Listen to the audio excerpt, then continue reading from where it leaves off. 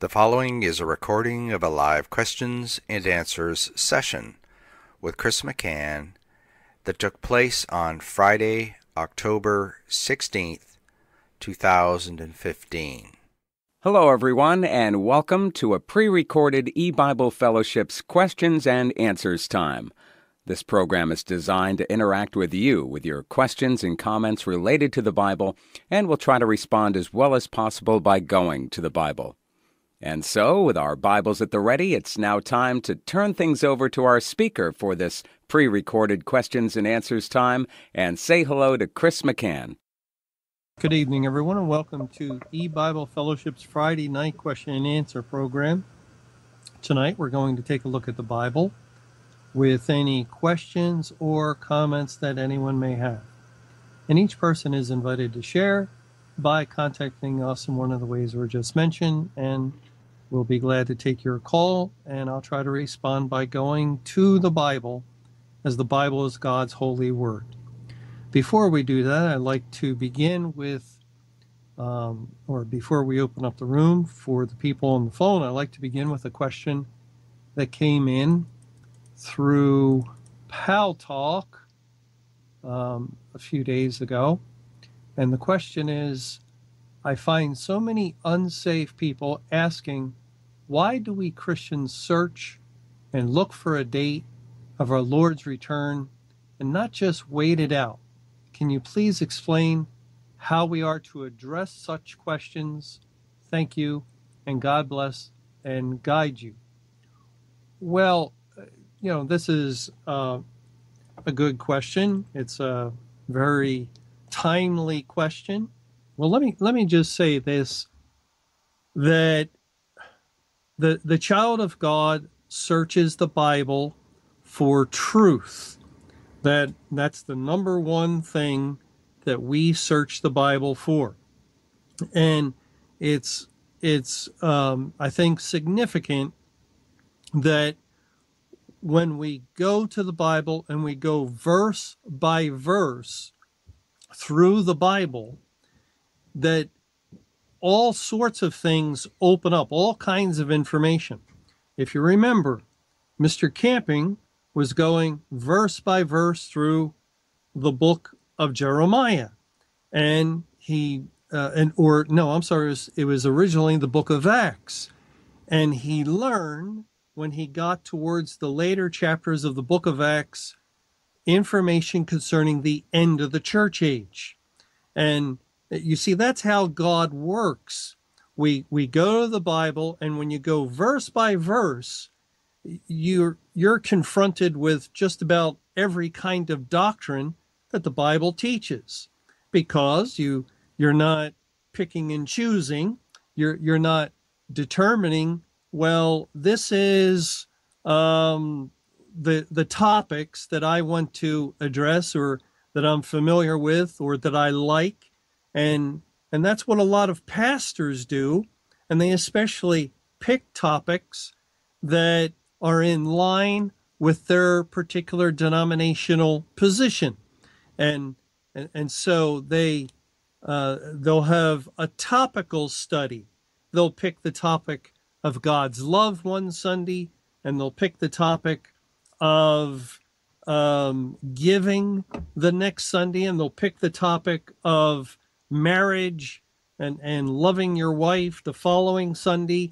And sure, if you want to approach the Bible that way, you can always be positive and always talk about something upbeat and something that that people will find interesting, or actually things that are pleasing to people.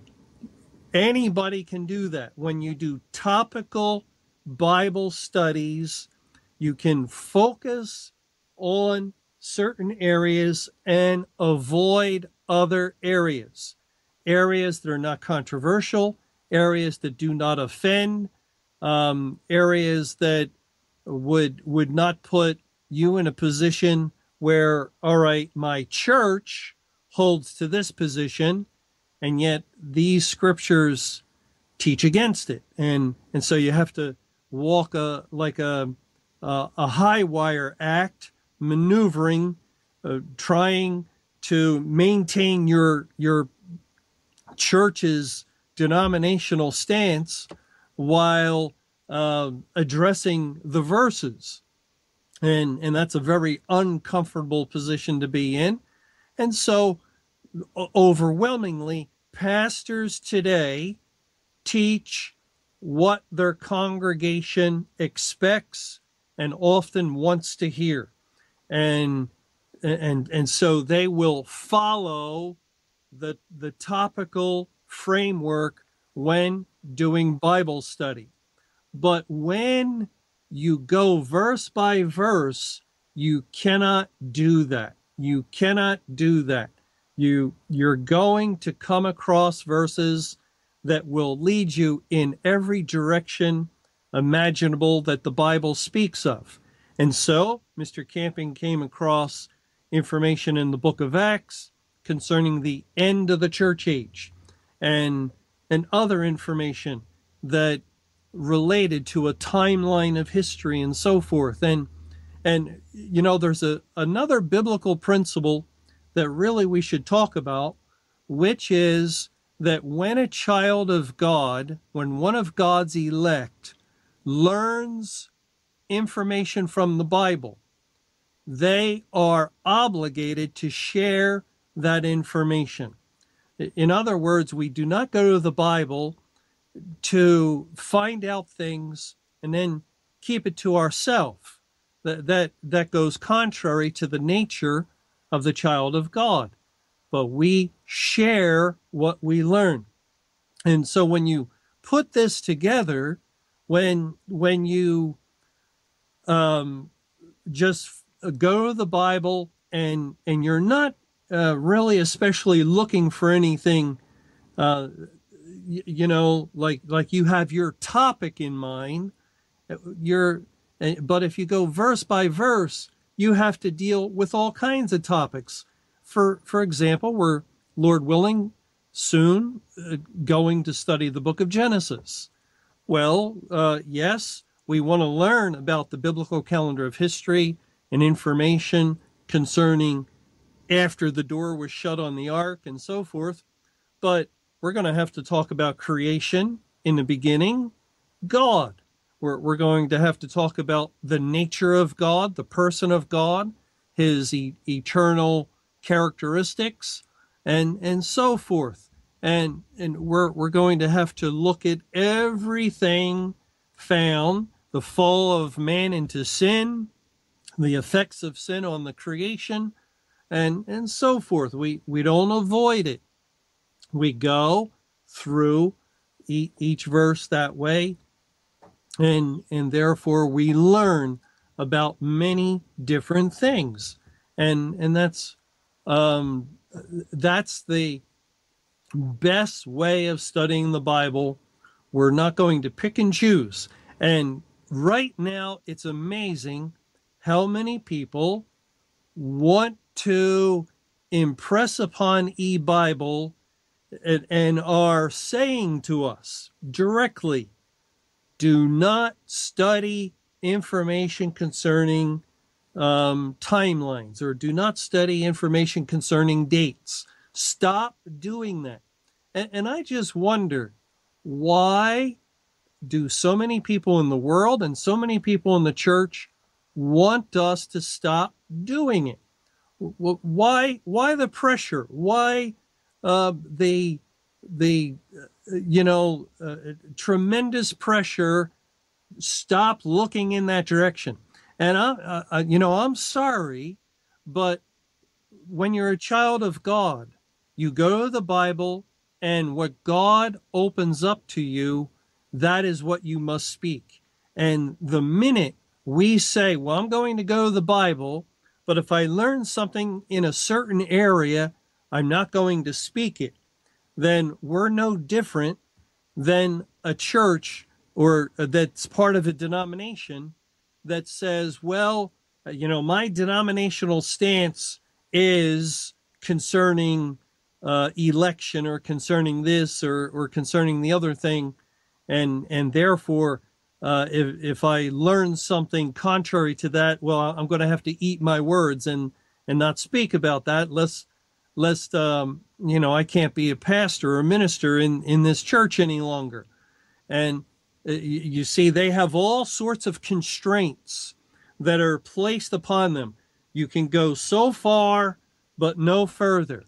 You can teach up to this point of doctrinal understanding that the reformers found and our church or our denomination upholds, but you do not cross that line.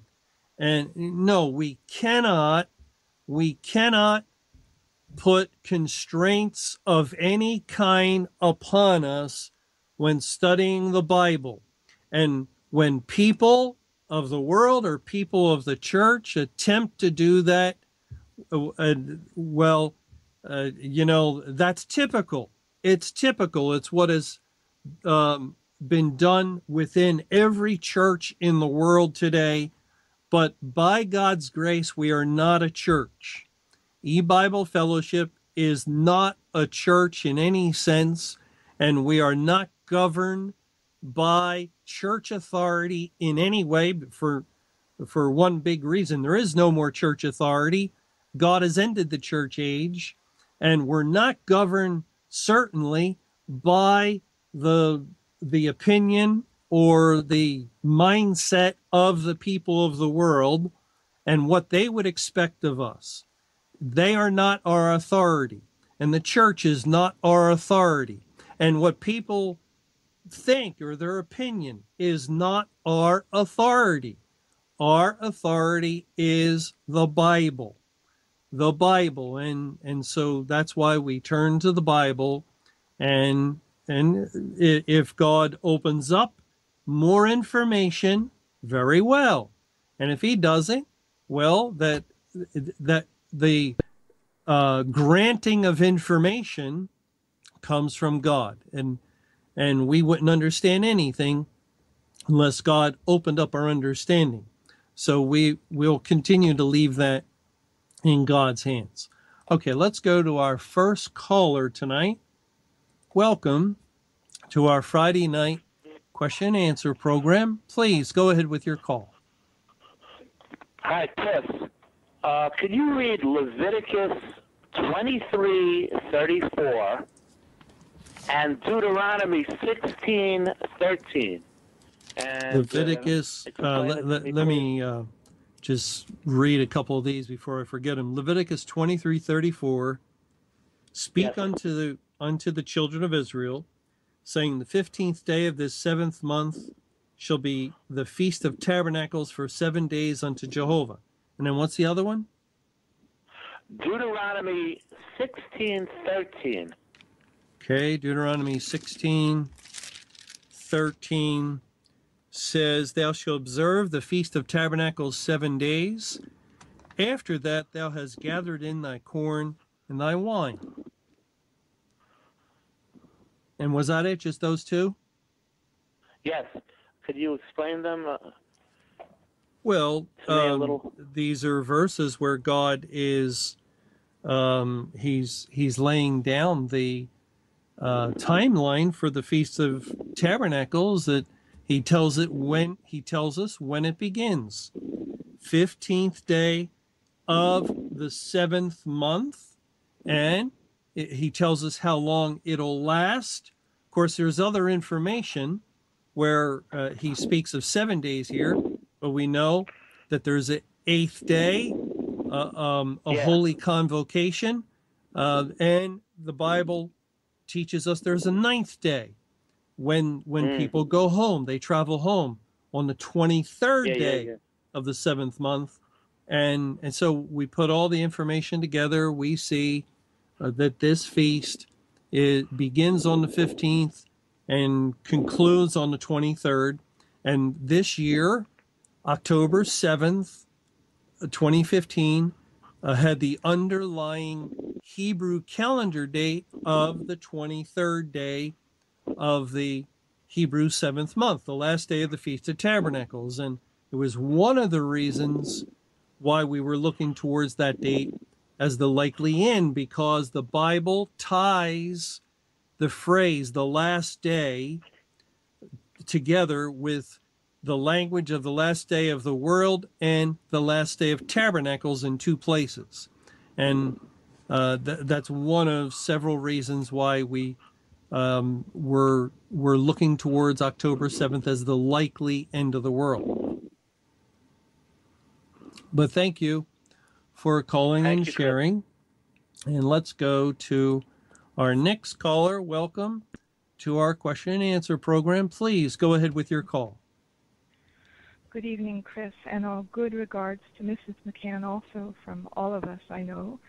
And I've been wanting to consider two verses. One is in the New Testament and one is in the Old. And they both concern the word bosom, whether it's Abraham's bosom or the bosom of the Lord Jehovah. And one is Luke 16:23, and one is Isaiah 40:11. And I know that we need to look for a bridge when we compare, for example, a word from the Old to the New Testament. But I wonder if I found a verse that might serve as a bridge between these two verses. Well, let's read these two verses you're referring to. Luke 16:23, and in hell he lift up his eyes, being in torments, and seeth Abraham afar off, and Lazarus in his bosom. And Isaiah 40, verse 11 is the other one, right? Yes. Okay. Isaiah 40:11 says, he shall feed his flock like a shepherd. He shall gather the lambs with his arm and carry them in his bosom, and shall gently lead those that are with young. Well, I want to consider these in light of our present time, and I wonder if I have authority to do that because of when in Genesis 16:5, Sarah was speaking to Abraham and addressing the struggle between the life which is by the will of the flesh and the life that is by the will of the Spirit, concerning the birth of a child by promise or the child by the will of the flesh, concerning Abraham's bosom. Well, let's see. In Genesis 16, beginning in verse 4, and he went in unto Hagar, and she conceived. And when she saw that she had conceived, her mistress was despised in her eyes. And Sarah said unto Abram, my wrong be upon thee. I have given my maid into thy bosom. And when she saw that she had conceived, I was despised in her eyes. Jehovah judge between me and thee. Well, what are you thinking with this word bosom here? In this case, with Hagar, it seems to have to do with intimacy of marriage, because Abraham was, Hagar was given to Abraham. But what are you thinking? I wonder if this verse in Genesis 16:5 kind of authorizes me to be able to compare the two verses, the one regarding Abraham's bosom in Luke, where with an Old Testament verse about in Isaiah 40 about the bosom of the Lord, and to compare them and to see it. Okay. Well, can I ask you a question? Is it the same Hebrew word in Isaiah 40:11 as in Genesis 16? I think I looked at it and then I lost track of it. Because that would indicate, all right, the word, we do know there's a reference to Abraham's bosom in Genesis 16, which is similar to Luke, and that would tie it in with Luke. And then if it's the same Hebrew word, bosom, as in Isaiah 40, I think that would tie it in. Yeah, and also Abraham is a type of God. He's a type of a God himself. And in Luke 16, where Lazarus is in his bosom, and in Isaiah 40, verse 11, of course, Jesus is the one who feeds his flock like a shepherd and gathers the lambs and so forth, and he is God. So there is God with his elect pictured in his bosom, and it's the same in Luke 16 with Lazarus, a picture of the elect in God's bosom. So there, yeah, I think it's a good tie-in on a couple different levels. Well, I praise God for that, because that is that's giving me great amounts of strength there to read about that. And the word, the Hebrew word is the same word, Strong's 2436 in Genesis as in Isaiah. Okay, good. Well, thank you for calling and sharing those verses and Thank you. your thoughts on that. And let's go to our next caller tonight. Welcome to our question and answer program. Please go ahead with your call. Yes, Chris. The Lord has us on course. I believe it is still the day of judgment, May the 21st, 2011. I had a friend of mine, he asked me, well, would you ask Chris a question? Does he still think it's the day of judgment? And what about the ark when it landed? You know, that Noah let the raven out first, it came back, and then he let out the dove, and it came back with a branch. Do you think that maybe that we're right at the end, it's just a matter of any time, and like I know you're searching out, did you ever check out, though, the raven and the dove, and is this the judgment day still? Yeah. It's interesting that God has opened up the biblical calendar of history, and we're going to review all that when, Lord willing, we go through Genesis. But there's a sound principle that you do not change or alter a teaching you've held to, and you've held to it because it was proven by the Bible, until it's disproven.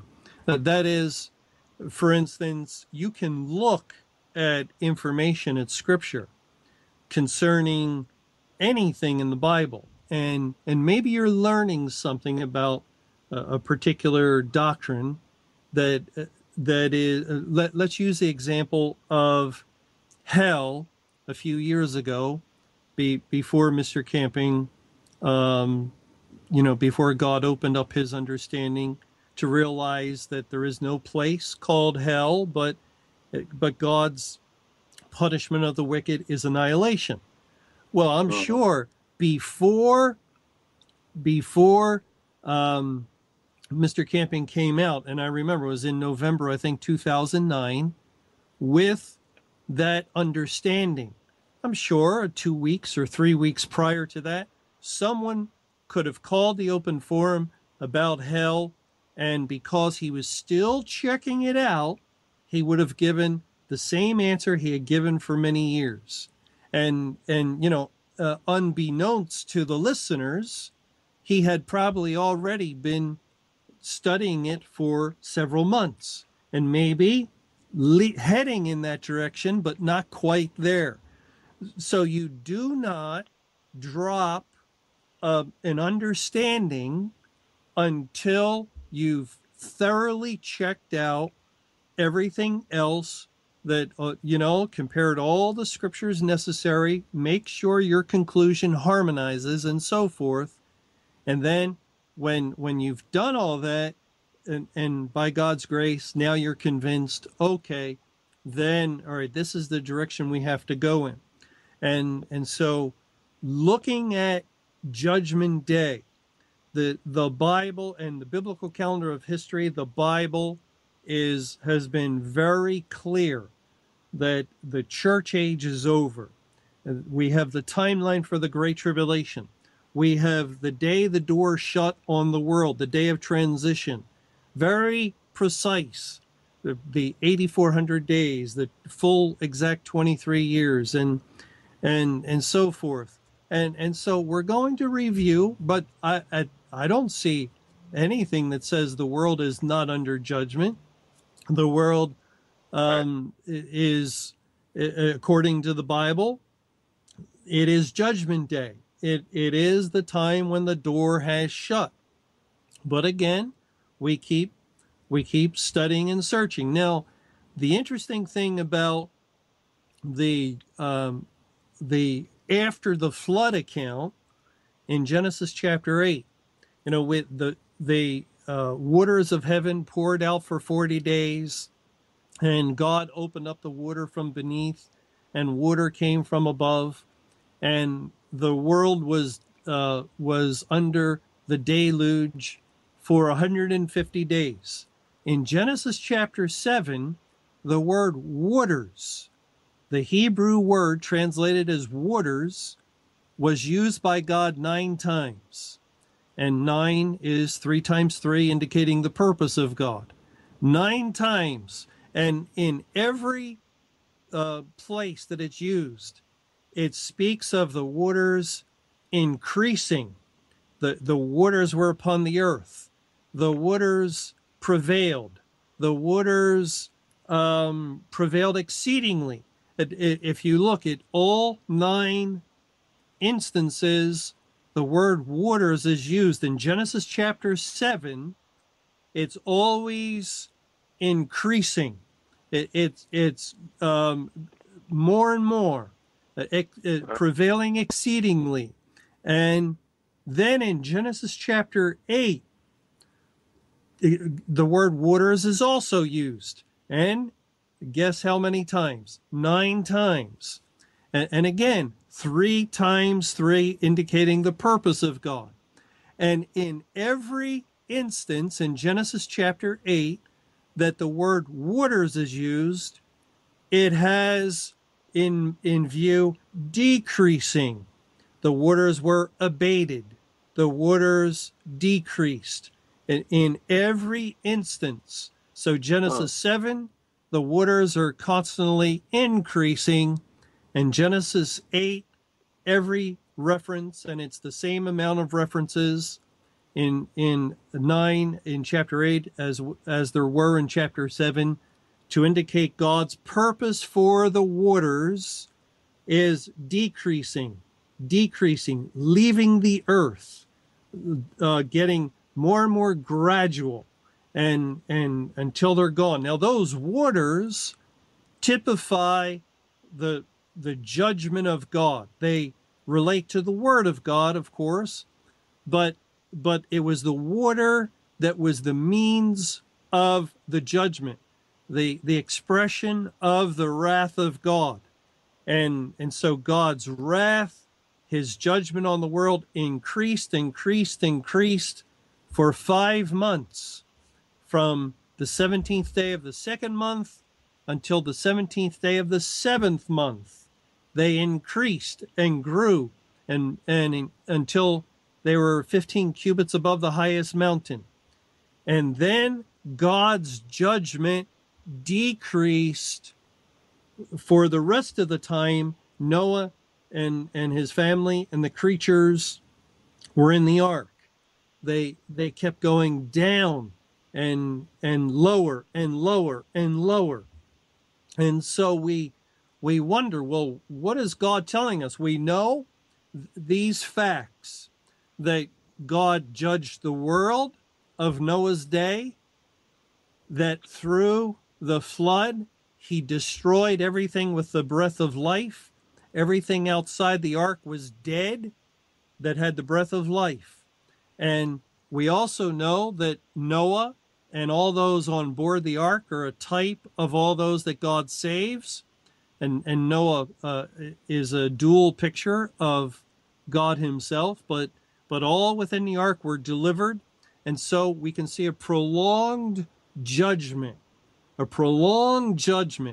Noah and his family and the animals are living on the earth over the course of a prolonged period of time, first a time when the waters increase, and then a time when the waters decrease and get less and less. And then God gives us several dates in Genesis chapter 8. And he breaks up the lowering or the gradual decline of the waters in a few different places. And one thing we see, that as the waters go down, the tops of the mountains appear. And then as the waters go down even more, the dove returns with an olive leaf plucked off. And these are indicators of the new earth, because the Bible speaks of the world that was flooded as the old world. It was, according to the Bible, the first earth, or as the first earth. I don't think the Bible uses that particular phrase, but it does call it the old world.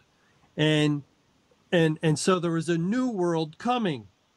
And when the waters finally go down and then dry land appears, even after dry land appeared, God had Noah and all the living creatures with the breath of life in the ark wait for a period of time longer. And when they came out of the ark, they came out to a new earth. So that the picture is, historically, it's a historical parable pointing to Judgment Day, prolonged period of judgment.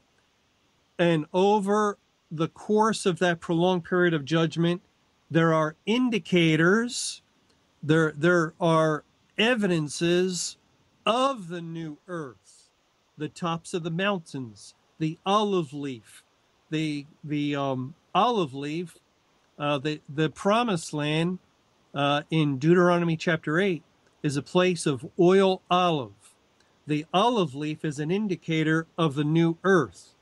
The tops of the mountains, those mountains are the mountains of Ararat. They are an indicator of the new kingdom of God that will be unveiled at the new earth, the new kingdom, as far as a new heavens and new earth, and God dwelling with his people and so forth. So all these things are in view. Now, the thing is, and of course this would be the big thing, is to understand the various breaks in the dates that God gives us in Genesis chapter 8. And I don't understand that. Maybe God will give us more understanding concerning that. But at this point, I don't think we know right now what those various breaks are pointing to. But thank you for calling and sharing. And let's go to our last caller tonight. Welcome to our Friday night question and answer program. Please go ahead with your call. Good evening. It seems like my question is similar to what you're discussing. With reference to Revelation 14:20 and the 1600 furlongs, could it be that it wasn't pointing to the end, but that this was a time marker in the continuous day of judgment, similar to those in Noah's story, and it caught the Feast of Tabernacles just to alert us that we're on the right path and it's locked in? Well, yes, it's a possibility that we have to look at. And a couple of people have sent me a note pointing out that the word by in Revelation 14:20, by the space of 1,600 furlongs, is actually the Greek word apo, which should be translated from 1,600, from 1,600 furlongs, or from 1,600 furlongs. So that's something to keep in mind. The other thing that would be probably good for us to look into further are the three woes of Revelation 9 and following. And Mr. Camping taught, and I taught, that they were simultaneous, that the first woe dealt with the 5 months, then cometh the second woe, and then there's more information given, and then finally the third woe. And we know the three woes identify with the last three trumpets. And so we were thinking that the last trumpet blew May 21, 2011, and so all three woes were simultaneous in nature. But it's something for us to look into. If there are stages, there are some interesting thoughts along those lines. One, Genesis 8 and the stages of the waters of God's wrath rescinding, and it's getting closer and closer. The evidences are mounting for a new earth. That's what we can see in Genesis 8. There's a need for patience on the part of Noah, his family, and that just wait. Here's a bit of evidence. Here you can see the top of the mountains, or the ark rests on the mountains of Ararat. Now you see the top of the mountains, and now the dove returns with an olive leaf. Just keep waiting. It's not time yet to come out of the ark.